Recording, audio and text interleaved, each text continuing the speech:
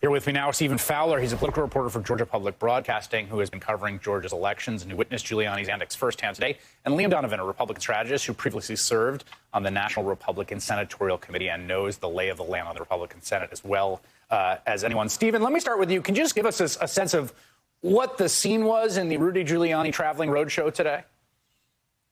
Right. So I just stepped out of the hearing that finished. It started at 1 o'clock, and it was a parade of witnesses and affidavits and people alleging wrongdoing in Georgia's election.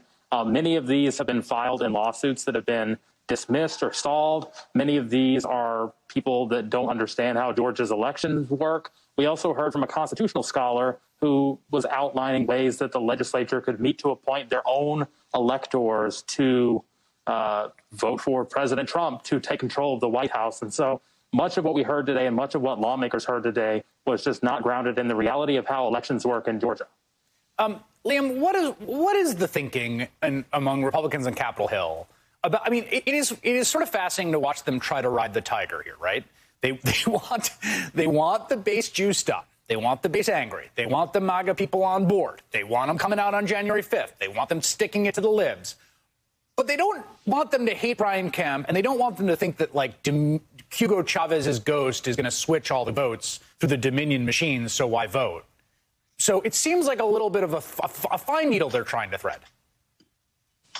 It's a fine line, Chris, and you're exactly right. I mean, I think on the one hand, this is a very potent, a pool of grievance that they've, written this far. And I think that if the president can kind of get over his own kind of psychic loss here, there's an ability to turn the page. And I think actually harness the idea of a stolen election or something that was, taken from them into a lot of votes on January 5th. But I think when people that the president has boosted, his elite strike force, people like Sidney Powell, people like Lynn Wood, now have his tacit backing, and when he doesn't distance himself from them and they're out there saying, write in Donald Trump or just don't go out there, I think that's real problematic. I think the real question for Republicans is, what does the president do after December 14th, after this show is kind of over, and does he give them the space in those final 3 weeks to make this about holding the Senate, make this about Republicans having a hand on the levers of power in an otherwise all Democratic Washington? Let me ask you a follow-up question. And I understand that it is not your job to be a professional ethicist, but is it not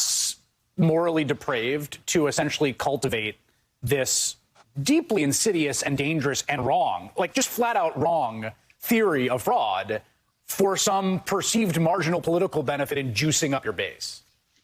Well, let's be clear, it is. I think the fact that people like Brad Raffensperger are put in the position of having to say these elections are above board, everything is, on the up and up. I think they are, doing the right thing, obviously. I think the tricky part is Republicans have talked about this, in some cases, real things that happened in various elections over not just the last 10 years, but, going back into history of machine politics. And so the base has been fed this idea all along. And so when the president comes and tells them that Hugo Chavez did do this or his hologram, they're apt to believe it. And so I think it's very tricky because they've created this Frankenstein monster and now they have to deal with it.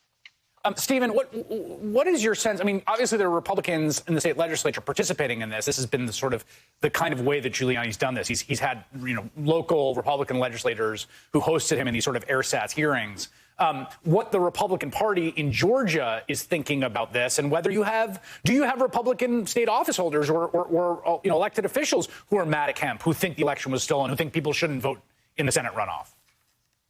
Well, Chris, you don't necessarily see many Republicans in elected office saying don't vote for Kelly Loeffler and David Perdue, don't participate in the runoff. But there has been this air of questioning everything about the election process. Georgia has a Republican governor, a Republican Secretary of State, Republican State House and State Senate that passed all of these laws, enacting the new voting machines, enacting no excuse absentee voting. And I think many of the members that are here today forget that and are kind of reaping what they sow in the sense that they're the ones that made the rules and people are using them. And so really just what it boils down to is Republicans, Democrats, the president especially, don't understand how voting works. And without that sort of information, you've got these massive conspiracies taking hold. Liam, there's one way in which it seems to me this might affect what the Senate does. So say you're Mitch McConnell, you care about one thing in life and one thing only, retaining your control of the Senate. Nothing else, literally nothing else, ideologically, whatever. It seems to me that there is a universe in which that pushes towards some kind of relief package in the lame duck so that David Perdue and Kelly Loeffler can spend a few weeks in Georgia saying, we voted for unemployment benefits. We voted to save small businesses in Georgia.